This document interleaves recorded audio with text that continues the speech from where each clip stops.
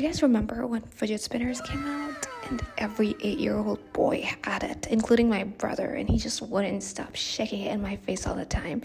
I still get nightmares about it. But yes, truly, that was the bottom, rock bottom, that we hit as a society. So yeah, if you're someone like me and you thought fidget spinners were useless, you know what? They still had a function. What are you gonna do with these blind boxes? So with my trinket/blind box addiction spinning out of control, I realized this video is long overdue. We all know how absolutely adorable Labubus and the Sony dolls, the Kuromis, the Hello Kitties, and honestly every character right now that exists probably has a blind box, which is just crazy. But yes, we all know how adorable everything that falls into that category can be. What used to be a niche and maybe a lucky and rare find in stores has now become a massively capitalized asset.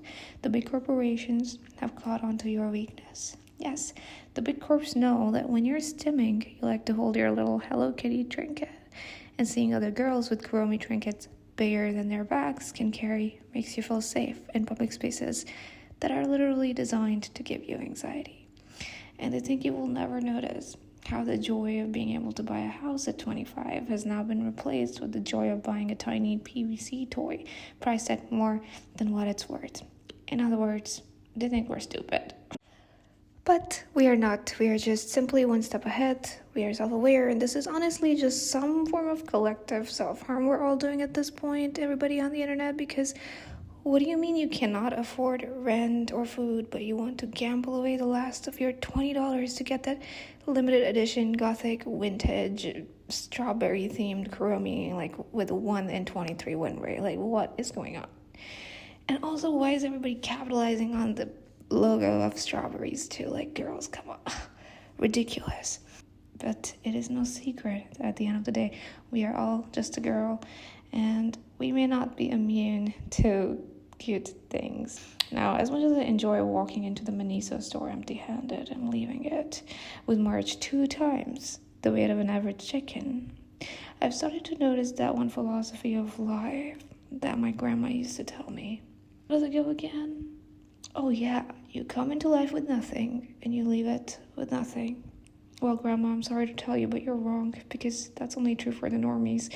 An average Miniso trinket enjoyer comes into life with nothing, but leaves with at least a few landfills of Hello Kitty trinket waste that will take 500 years to even start to break down. But really, imagine if Gen Z just started leaving behind Hello Kitty figures in their wells. Hello? Because in fact, these figures are in fact non-biodegradable.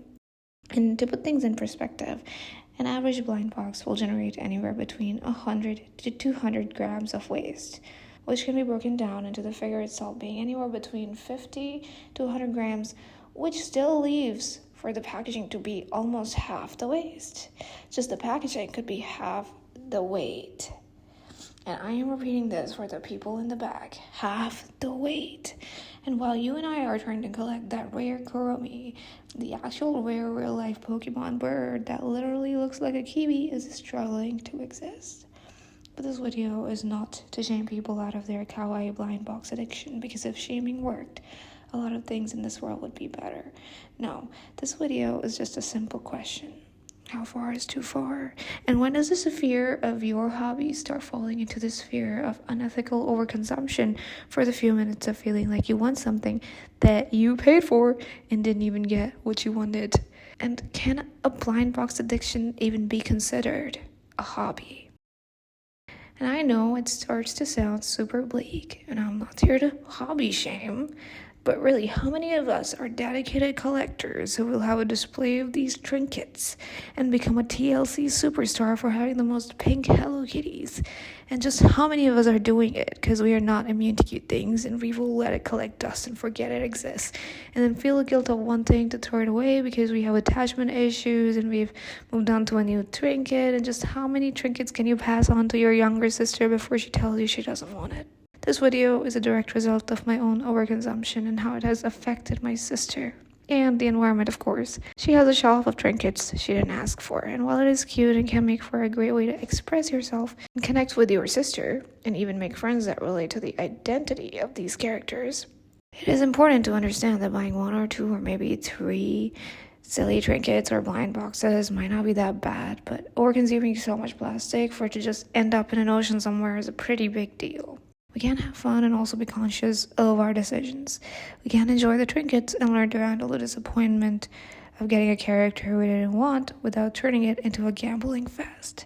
And more importantly, no trinket is more important than the gift of life, and it is so important to understand how criminal it is to go about life without caring for the small creatures of this earth. So your sister can handle the hundreds of trinkets she didn't ask for with a little bit of complaining. But what about the little creatures of this earth? So guys, please be mindful and enjoy your trinkets in a healthy limit. I am Blue, and I will see you guys next time. Let me know in the comments what you would like for me to talk about, as I'm always looking for new ideas. And as always, thanks for watching.